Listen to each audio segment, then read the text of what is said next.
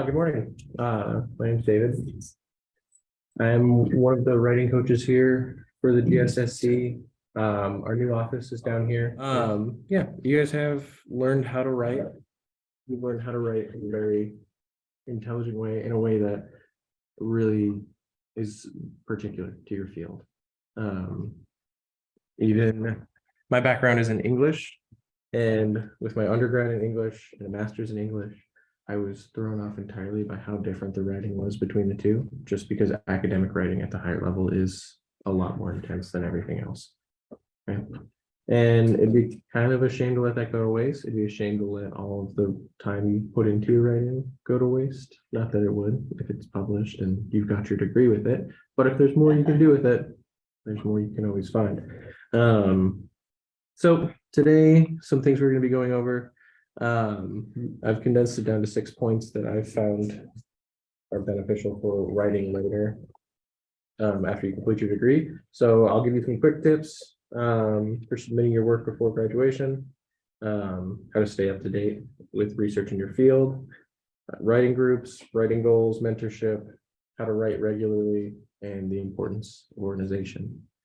Okay. So before I move into staying up to date, we do offer a lot of workshops and grad skills seminars on how to finish your writing. This is more the point where I just kind of want to plug our job a little bit more. Because when it comes to submitting your work, will be at different stages of writing throughout the program. As much as I was thinking that I would like to tell you all, here's some tips for just finishing really quick, no problem. It would be easier for you all to just come to us. Keep your eyes peeled. A lot of the time we have writers workshops where we'll all be there, your peers will be there, other students from different colleges will be there within the university. And it's a great place to actually practice writing and practice kind of some of the skills we're going to talk about. So as far as submitting your work goes, come to us. We will help you out, no problem. Okay. All right. So first thing, staying up to date in your research field. One of the most important things you can do when writing academically is to stay informed of the latest research in your field. A lot of the times when we talk to people about their sources, we ask them about the context of it, who they're writing for, what the journal is that they're writing for, why that matters, and if this is going to play off or contribute to anything. Okay. One of the biggest things is to constantly, if you are engaging in writing, read the articles that are coming out in your field. Okay. And this is a very kind of a very broad general idea that I'll condense down into a couple other things. Hi, there's someone else. Hi, welcome. Have a seat. Yeah. So when it comes to staying up to date in your field of research, there's a lot of different ways you can do that. You can find academic journals. You can attend conferences and seminars. Honestly, with where we're at with social medias, you can follow key researchers on social medias. They often post if they're going somewhere specific, if they're publishing a new book. A lot of this kind of branding for publishing is happening in that area as well. So when it comes to following academic journals, and the reason why you want to look at academic journals is because this is really the title of our presentation, right? This is where you'll be able to ensure that you're keeping things in conversation. And sometimes it can be overwhelming because of how many academic journals there are out there to look for. So some tips, right? First place you would probably want to look is your bibliography or your thesis or any major papers you've been working on, or the bibliographies for articles that you've really found interesting and helpful in your own work, right? Most of them are coming from academic journals and university published spaces. And that's a great place to start looking. And when you do that, you can cast a wide net, you can start to figure stuff out. And you can also look further to see where your work has been published or where it could be published. So in all of those journals in your bibliography, you can consider, have people reached out to me yet? Has my work been used and am I getting notified about it? Or could I see it fitting in here? when you look at academic journals, you want to research who they are publishing and why. Okay. And in each academic journal, you can see their citations as well. Another thing you can do to stay up to date on things, as well as promote your own writing in your own career, is you can attend conferences, right? Conferences usually begin with a call for papers where your abstract can work from your original thesis, or if you're working on a paper for a class and they require an abstract. The only difference, and this is the same difference that would apply to different conferences, is you'll probably have to adjust it a little bit to meet more of the needs and expectations of each conference, the specifications. Conferences will publish and talk about different things. So part of your abstract will be talking how this will fit into the conversations they're looking for. Okay, that's all part of the research. So when you consider researching the conference, some good questions to ask are the papers being published in a journal? If so, read the journal, see what kind of papers are being published there. When you're going to the conference, research ahead of time and see who the keynote speakers are. Or if you're on a panel, see who you're presenting with. Maybe contact them as well, right? Because you'll be creating a micro conversation on your panel. Same thing with whom are you presenting your paper. And another thing you can ask is, what does the university specialize in for academics? You'll be traveling, right? And this is a good time to network. This is a good time to see what other universities are offering, to explore a little bit more. So when you're doing that, you're going to want to look at the university to try to see how you can fit into the academic role that they're presenting. And this offers two major opportunities.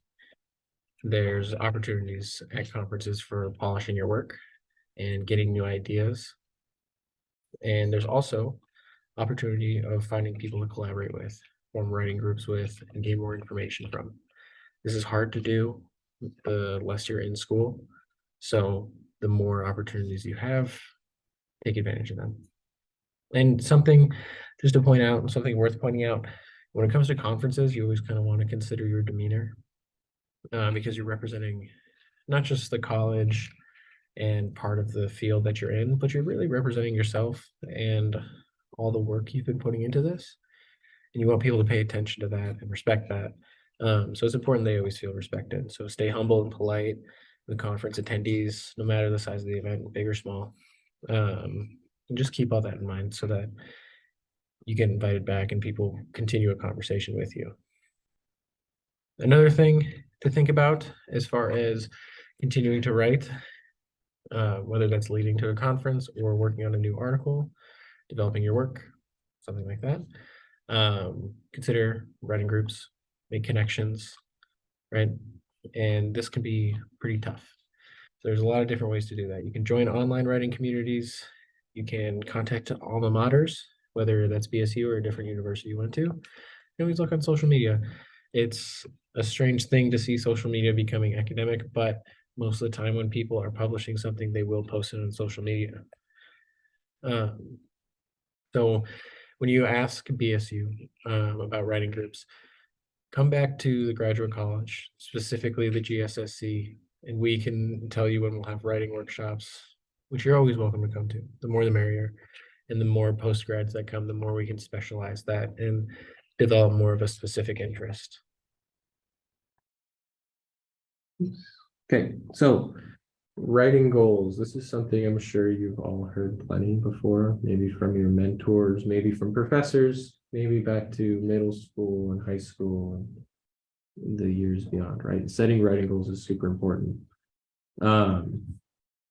If you're like me, staying in school I've been here, I think, for 8 years now.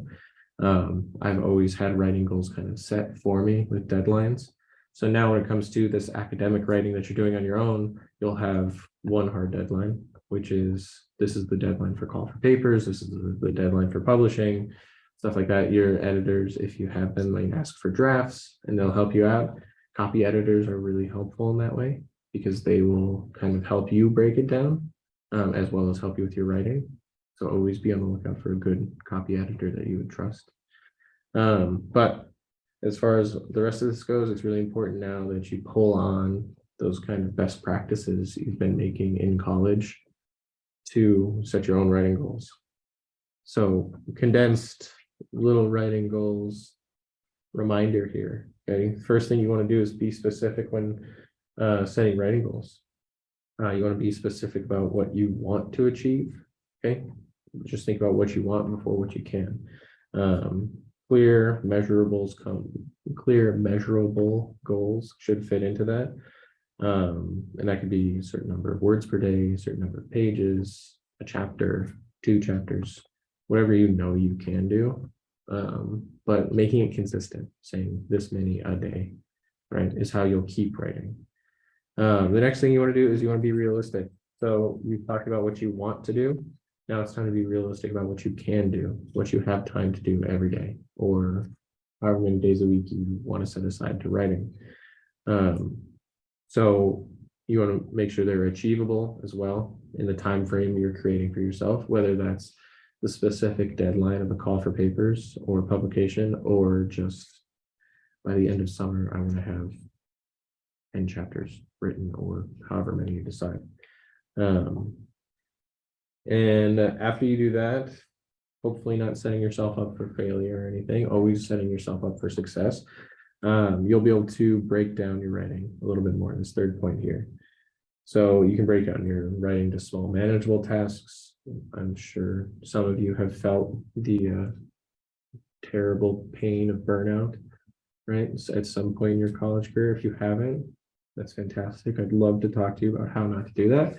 But you can still burn out even when you're not in college, right? So the way to get around that is to really just break down everything you want to do, what you recognize you can do, and then start creating your time frame. If you're a scheduler who likes planners, excellent. I'm sure you know what to do. Otherwise, if you're like me, who always forgets about his planner, it's just a matter of recognizing each day I'm trying to do this, and I can find a low point, I can find a high point, right? High or of like a spectrum of what success looks like for that day. And then going from there, okay, breaking it down into manageable goals.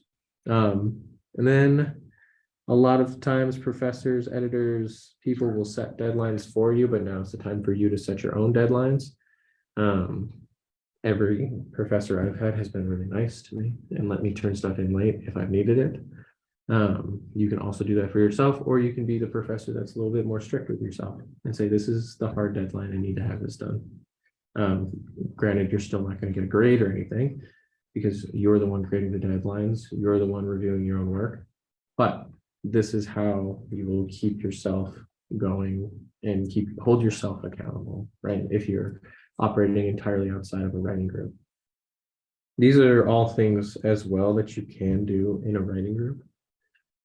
If you have peers around you that are writing and working, you can totally tell each other, let's try to get this writing done by this point. By the next time we see each other, let's have so-and-so writing done, right? Soft deadlines.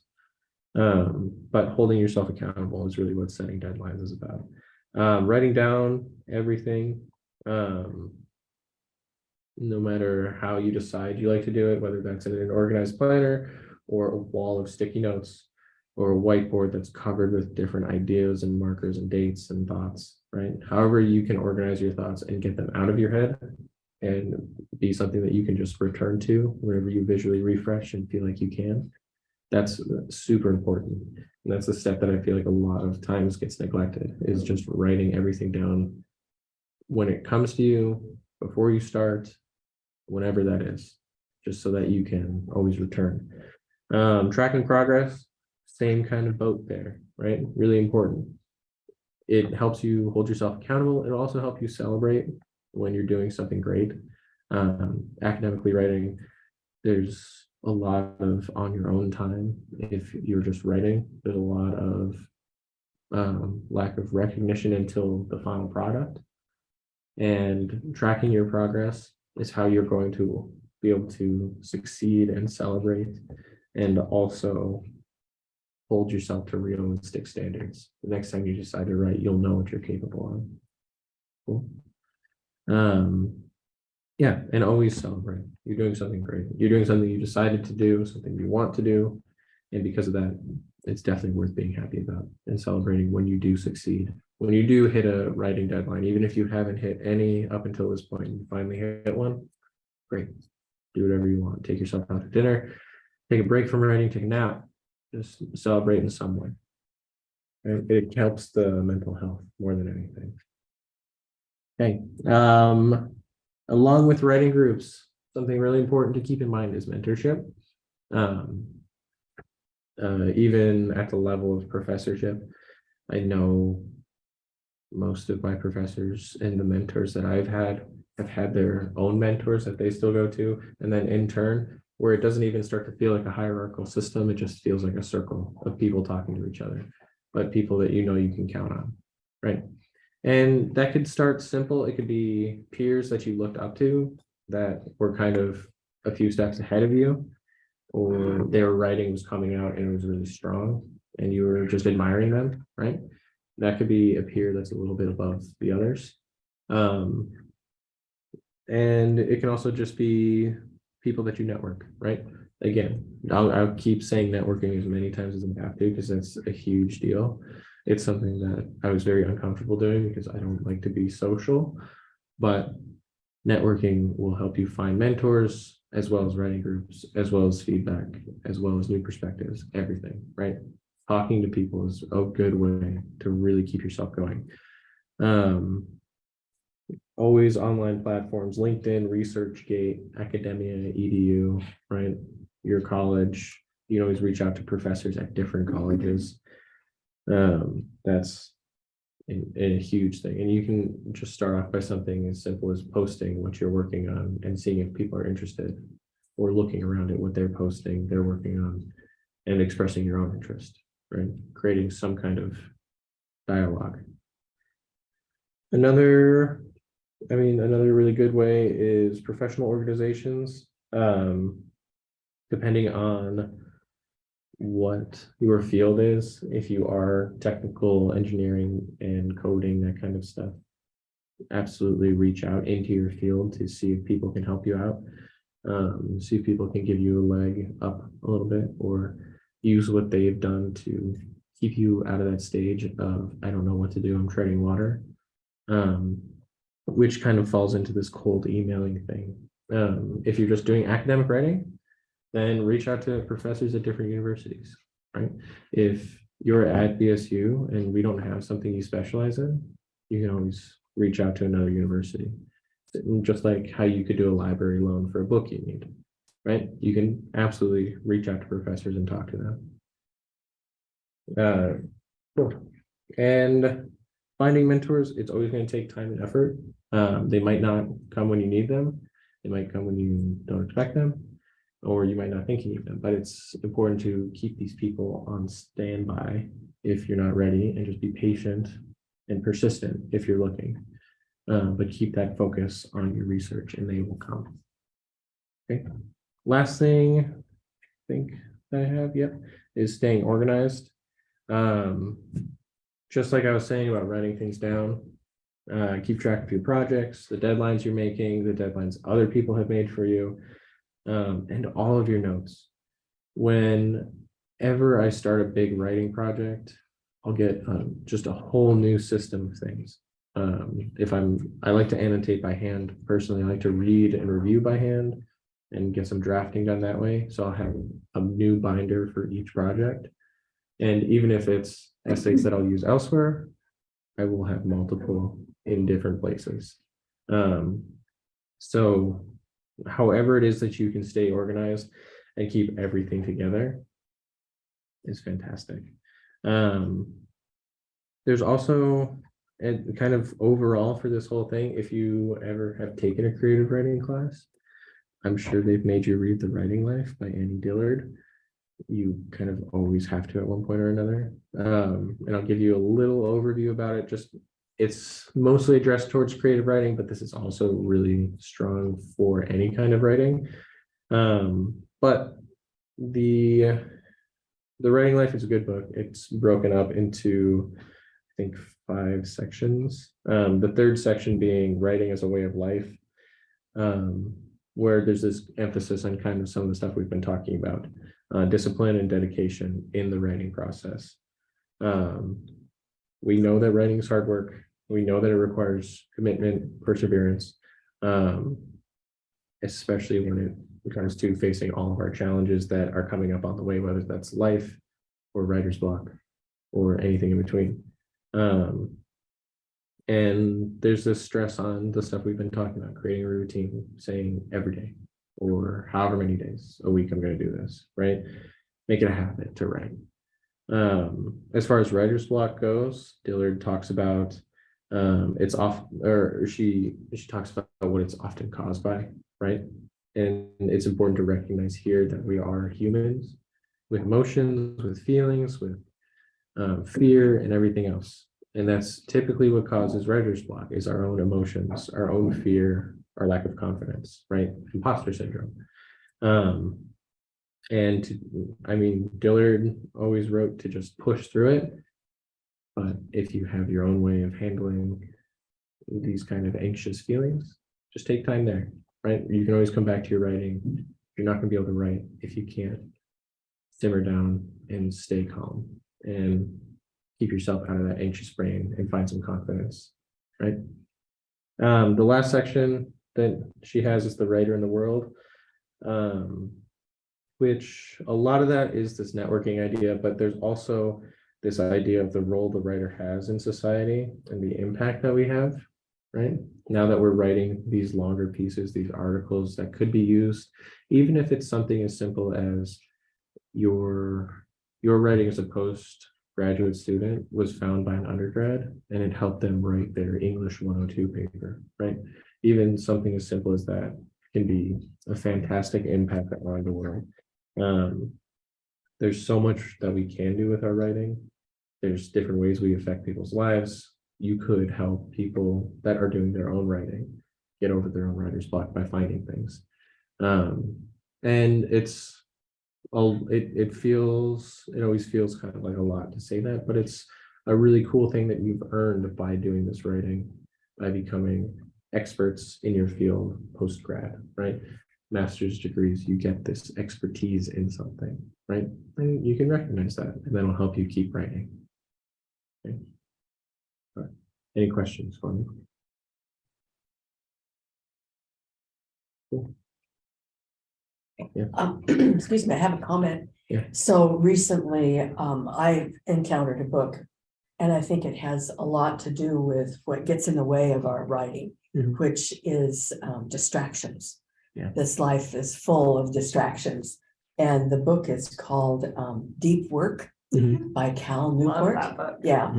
And the interesting part is that he began writing this book as a Ph.D. student, continued writing it as a new faculty member, talks about his efforts at publishing, working on to tenure, and going from 1 article a year to 9 articles a year, and really a system for avoiding and really retraining your brain to not crave distraction and not respond to distraction. Right. And talks about your brain as a muscle, and that learning to work through and not be pulled away by different distractions.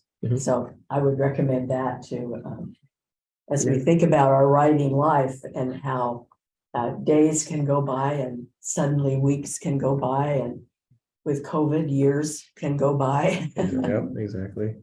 Yeah, no, I would absolutely agree with that, right? Distractions can be good and bad for your mental health, especially when it comes to productivity. I have this in the space I write at home. I have this huge window where I can see the backyard, I can see trees, I can see birds. It's beautiful. Like, it's a very small space, but I love it. It makes me so happy to look out. And I purposely put my desk with my back facing the window so that I don't sit and stare out the window all the time. And that intentionally, when I need a break, and I've given myself this timer of deadline, whether it's 30 minutes or an hour and a half or however long, then I can get up and I can go outside if I want, or I can just take a break for a little bit, right? Yeah. And use those distractions. It's also the alerts on your, that Oh, you've yeah. gotten an email or that you've gotten a text. Yeah. And you can see just enough to kind of know who it is and think, oh, I really should take a look at that. Mhm. And He has a follow-up where digital minimalism. I don't know if you've read that No, one yet, and it all right, dovetails fantastically with deep All work. I right. recommend them as a set. Yeah, digital minimalism is a pretty cool thing. I know Yeah. what you're talking about. They have specific phones for that now. I don't know if yeah. you've seen those, the smartphones that are Mhm. digital minimal. Which, I mean, I'm sure if you have a smartphone, it has an option on there for work mode that you can kind of customize. Always a good idea to keep in mind. Or worst comes to worst, put your phone in a drawer. If you feel it or hear it buzz and go off for 5 minutes straight, then it's probably an emergency. So we all know to call each other by now, right? Mhm. Right? So worst comes to worst, throw it in a drawer.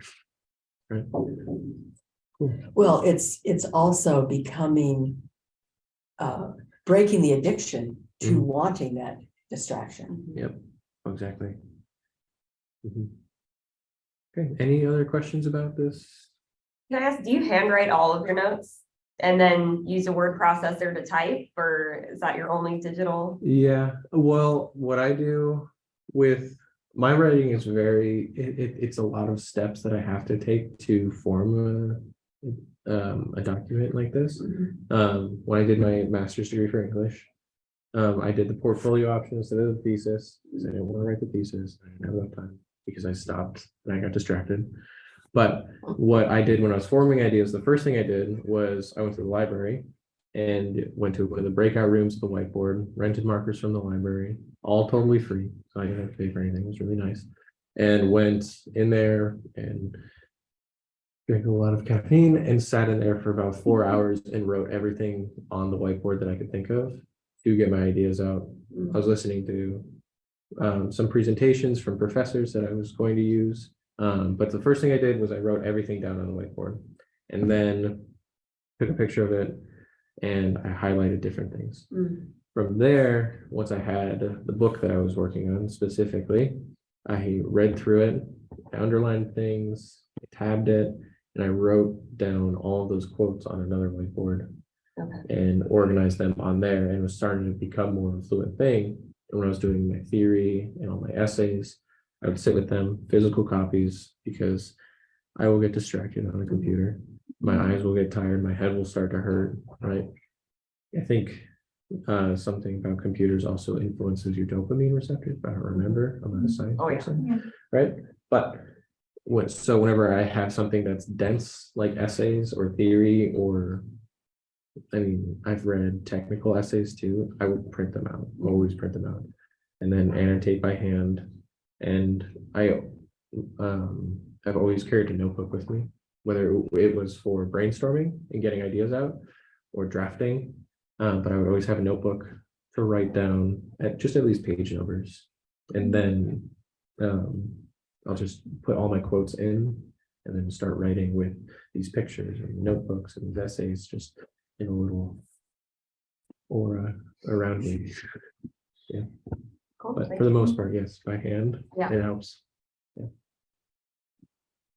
I'm involved in a couple of different writing groups, not so much related to academic, but our most recent instructor said something I thought was extremely profound, which was the art is in the editing. Mhm. And so if you get stuck, going back to something you've written and work on the editing, turning it into, into art. Yeah, that's very true. I've always been someone that hates rereading my work. Yeah. I will sit and I will write the paper from start to finish, no matter how long it is, so that I don't have to hear my own voice. Because it sounds foreign, it sounds weird to hear yourself write sometimes. But in my graduate writing, as I'm sure a lot of you have done, you have to do that. I went through, I think, 7 different final drafts, just editing, changing, revising different things. And it did, that's when it really started to feel like academic graduate level work. And that's also, I want to stress again, the importance and really the merit of copy editors. And here at the GSSC, we're just coaches. We will take a chunk of your writing and we will highlight some habits. We'll talk to you about some things and be like, this is something to look out for. Like, we want to help you become better writers and then help your writing become better through that. But a copy editor, you can hire them by word, and each of them charges something different. I've done copy editing and I've charged like something different than others, but they will review as much as you give them. And that's why it's important to have someone you trust be your copy editor, have someone who understands your field, and someone who you really find is a peer, right? Someone that you can write this with, essentially. Yes, always edit. But at some point, close the book. It's always a work until it becomes a text, and it's only a text that you stop writing. I read a book about what's his name? Anthony Dorr, that lives here in Boise and has written major things. Anyway, he spent a year in Italy on a fellowship and writing, and during that time wrote one short story and edited it 22 times. So, you know, the idea of editing and the art being in the editing, yeah, that was kind of an eye-opening observation. Yeah, absolutely. On Writing Well, the book On Writing Well has a great William Fincer. Yeah. It's just a fun read. I mean, it's on nonfiction writing, but it has great sections on editing, and you know, talks about how we like to treat our sentences as, you know, sacred, and how could it not be great the first time, Right. and how to cut it down. And that book helped me a lot too, because I'm one where, you know, I'll have a problematic sentence, but it sounds so good and it's so interesting. So of course I can, you know, he talks about how a lot of times those are the sentences we need to cut so that we can move on. So that's a book that I love on editing. Yeah, editing is very easy to overlook sometimes too, but there's so many different perspectives on why it's important. Just one more thing came to mind because you asked me about if I write everything by hand. If I'm ever stuck, my thing for writer's block, or if I'm on a sentence that just feels terrible, or I have all these ideas and I know what I want to say, but I can't at all. I've done this with high school students, and it really works just to have them take voice to talk or voice to text and have them talk to their computer. I don't want to do that. So I just, again, everything by hand. I'll just take a blank piece of copy or paper and I will sit and I'll write the sentence, I'll write the paragraph, and then I will cut things and edit it and just keep going until, even if it's a full page of work for one sentence. There we go. And then it's momentum, right? Okay. Well, cool. Thank you, everyone.